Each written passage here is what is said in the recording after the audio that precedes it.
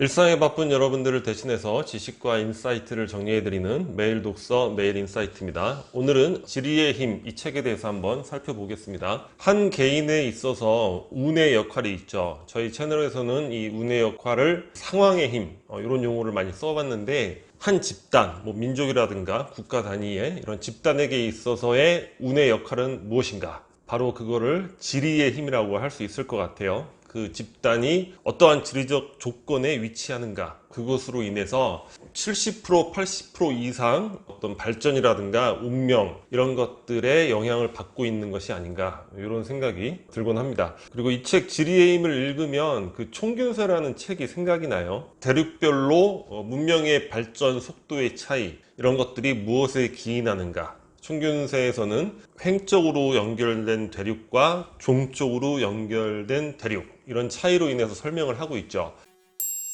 제일 첫 장에 나오는 게 중국입니다. 대륙의 나라에서 해양 강국으로.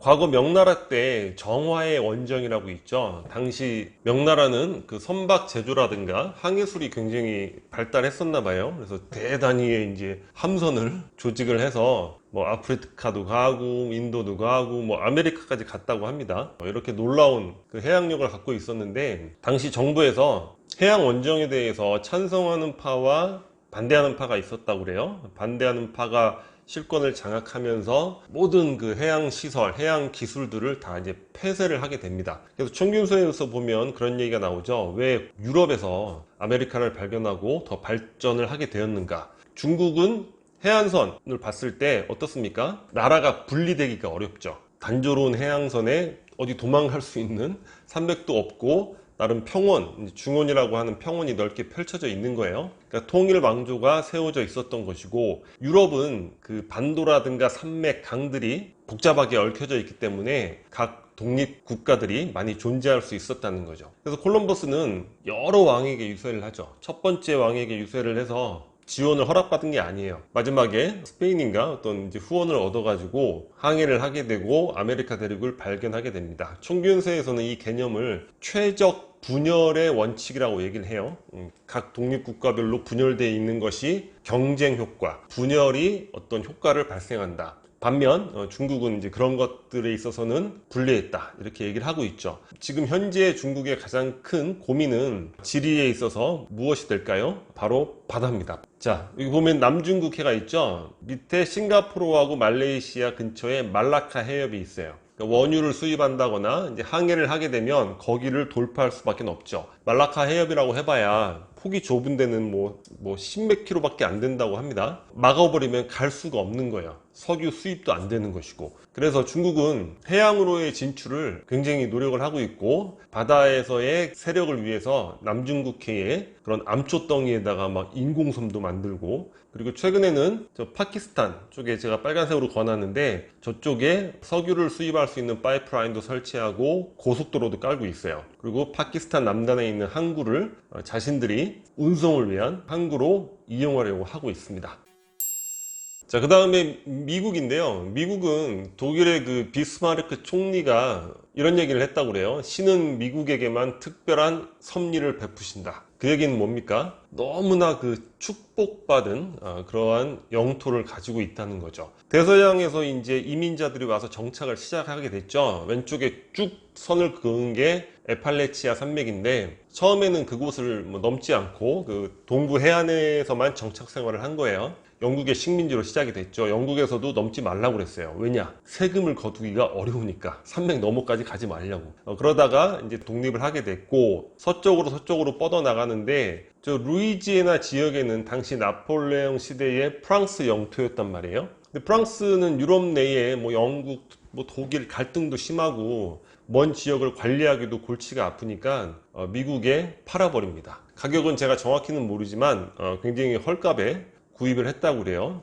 저 어마어마한 땅덩어리를. 그리고 루이지애나 지역 보면 거기 위에 파란색으로 쭉쭉 뻗어 있는 게 미시시피 강입니다. 예를 들어서 아프리카 같은 경우에는 강이 있어도 운송 수로로서의 역할을 못 한다고 그래요. 왜냐면 좀 가다가 바로 폭포가 있고, 좀 가다가 바로 폭포가 있고, 그러니까 바로 단절이 돼 있는 거죠. 산업이 발달하기 어려운 그런 상황인데 미시시피 강은 아주 천천히 유속이 흐르면서 강도 폭도 넓고 아주 천연의 그런 그 운송 수단으로서의 역할을 하는 거예요. 그 수로로 운송을 하는 게 육로로 운송을 하는 것보다 훨씬 비용도 적게 들죠. 저러한 천혜의 강도 가지고 있고, 그리고 저 왼쪽에 텍사스부터 동그라미 크게 치은 곳은 이제 멕시코 소유였는데 조금씩 정착을 하고 그와 전쟁을 해서 아주 손쉽게 획득을 합니다. 그리고 캘리포니아에 이제 골드러시가 발생해서 서부로 인구 유입이 늘어나고 아주 이 거대한 대륙을 손쉽게 독차지하게 됐죠. 그리고 1867년에는 러시아로부터 알래스카를 구입하게 돼요. 근데 당시는 미국 여론이 국무장관이 이제 계약을 했는데 슈워드라는 그 슈워드의 미친 짓이라고 이야기할 정도로 우스꽝스럽게 생각을 했다는 거야. 근데 곧바로 알래스카에서 금광이 발견되고 석유가 발견되고 뭐 아주 지리적 혜택이란 혜택은 모든 것들을 가지고 있는 게 바로 미국이란 나라. 90년대 후반 때부터 이제 미국이 쇠락할 것이다 이런 뭐 예상을 하는 책들도 많이 출간이 됐었는데 지금 어떻습니까? 미국은 자국 땅에서 셰일 가스, 셰일 오일이 발견돼서 에너지 자급자족을 하고 있죠. 지리적 측면에서 본다면 미국의 쇠락은 거의 예상하기가 어렵지 않을까 이런 생각을 해봅니다. 다음에 유럽입니다. 이념적 분열, 지리적 분열의 유럽. 아까 말씀드렸듯이 유럽은 반도와 산맥과 강들이 있어가지고 지리적으로 분열돼서 상대적으로 넓지 않은 영토에 굉장히 많은 국가들이 존재를 하고 있죠. 유럽에서 지리적으로 주목해 볼 지역은 파란색으로 표시한 저게 이제 북유럽 평원입니다. 뻥 뚫려 있죠. 저 길로 인해서 프랑스가 러시아까지 침략하고 독일이 양쪽으로 침략하고 러시아가 또 반격해서 들어오고, 그러니까 폴란드는 저 길을 지나는 저 자체만으로 나라의 운명이 시시각각 변해왔죠. 그래서 북유럽 평원, 이게 지리적인 부분이고 밑에 빨간색으로 동그라미 친 곳이 다뉴브 강이 흐르는 지역이라서 그 강을 경계로 해서 아주 나라들이 많이 존재하는 것들을 볼 수 있죠. 지금 유럽 연합을 만들어서 화폐까지 통합해서 경제 공동체를 유지하고 있는데 많은 문제가 있죠. 경제 수준이 제각각인 나라들이 통합이 됐기 때문에 독일 같은 나라는 그 전에 마르크화가 이제 가치가 높아서 수출에 어려움을 겪었는데 그런 것들이 해소돼서 독일이 또 새롭게 도약을 하게 됐고, 예를 들어 그리스 같은 나라는 관광으로 이제 관광 수입을 많이 얻는 나라인데 자국 화폐 가치가 낮으면 그만큼 유리한데 유로화를 쓰는 바람에 그런 것들이 불리해지죠. 그래서 재정 위기에 처하게 되고 그런 부분들이 갈등을 많이 야기하고 있습니다. 과거에 이제 독일의 총리였던 헬무트 콜의 평을 참고해 볼 필요가 있을 것 같아요. 전쟁 시절을 겪어보지 않고 현재의 위기를 맞은 이들은 유럽의 통합이 무슨 이득을 가져다 주는지 의문을 갖는다. 하지만 유럽은 지난 65년 이상 유례없는 평화의 시기를 누려왔다. 우리 앞에는 여전히 극복해야 될 문제와 난관이 있지만 해답은 그것밖에 없다. 평화.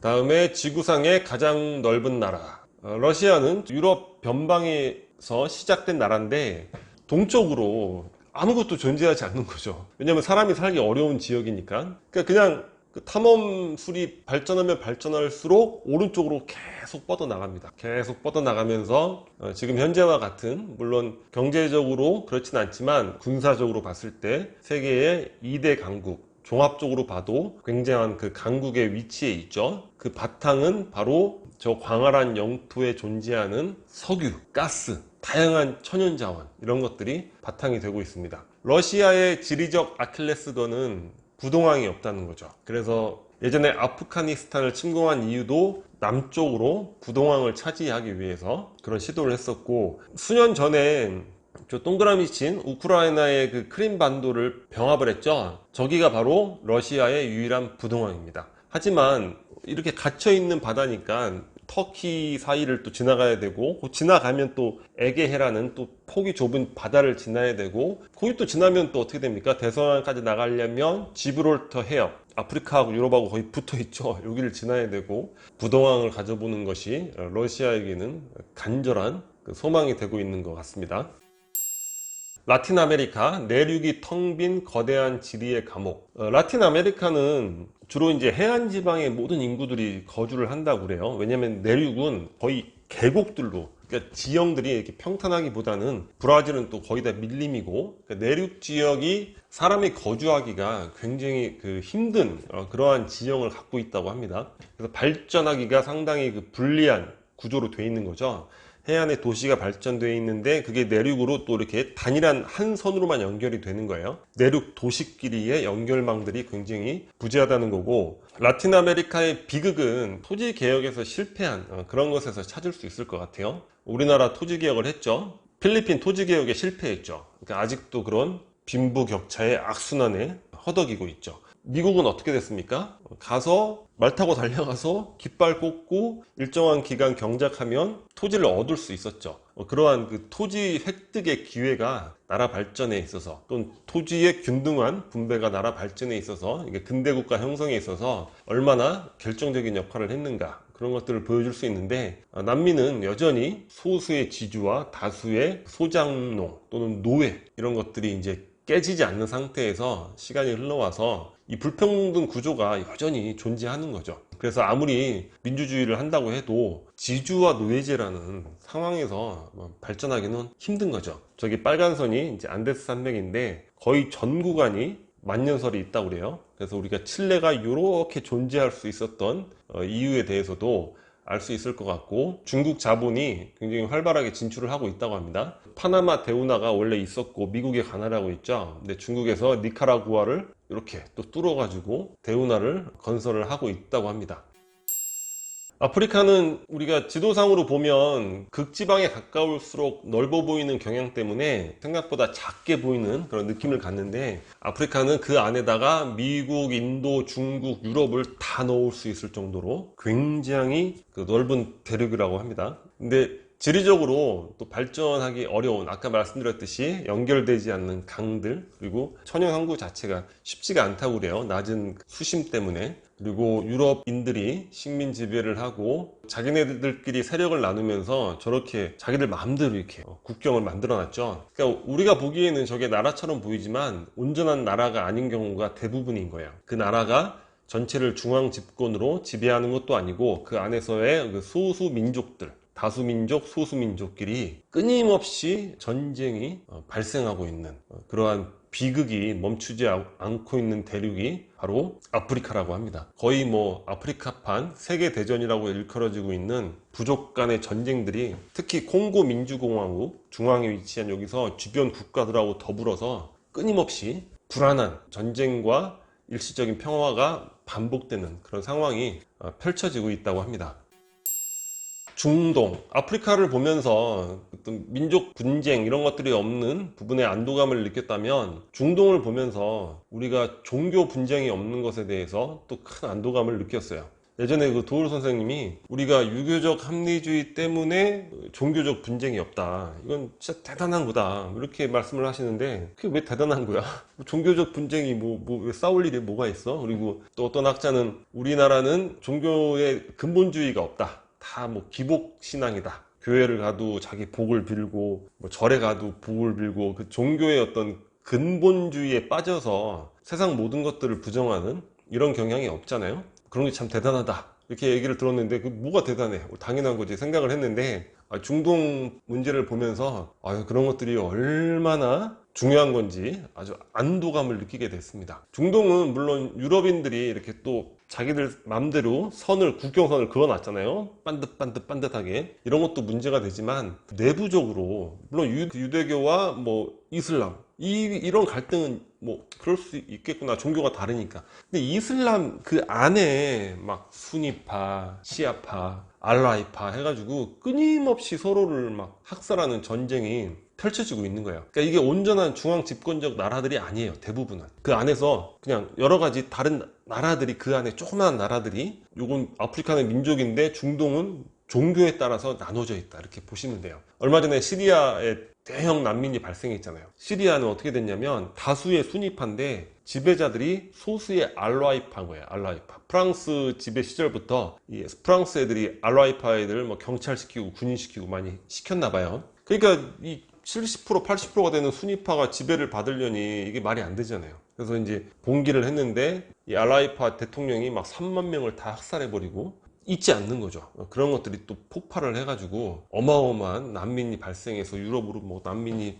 피신 가고 이런 것들이 나오고 아직도 이 전국이 정리가 안 됐죠. 그리고 이라크 미국에 의해서 후세인이 학살된 이후에 막 쿠르드족 또 수니파 뭐 시아파 뭐 난리가 났죠. 거기다 이제 시리아 부분과 이라크 북쪽에 또 이슬람 정통 국가 칼리파 국가를 세우려고 하는 IS 그런 항전 이런 것들이 나타나서 엄청난 테러를 하고 또 전쟁하고 폭격하고 뭐 아주 이 책을 보는데 뭐 머리가 아플 정도더라고요. 중동 상황을 보면서 야 우리가 이런 극단적 종교 분쟁이 없는 게 정말 대단한 거구나 이런 생각을 하게 됐습니다. 인도, 파키스탄 영국의 통치를 받았었죠. 영국이 어느 날 그냥 불현듯 떠난다 하고 떠난 거예요. 그 이후에 힌두교도들은 다 인도로 오고 이슬람은 다 파키스탄으로. 근데 이슬람이 양쪽으로 갈라진 거죠. 갈라지면서 서파키스탄, 동파키스탄 이렇게 됩니다.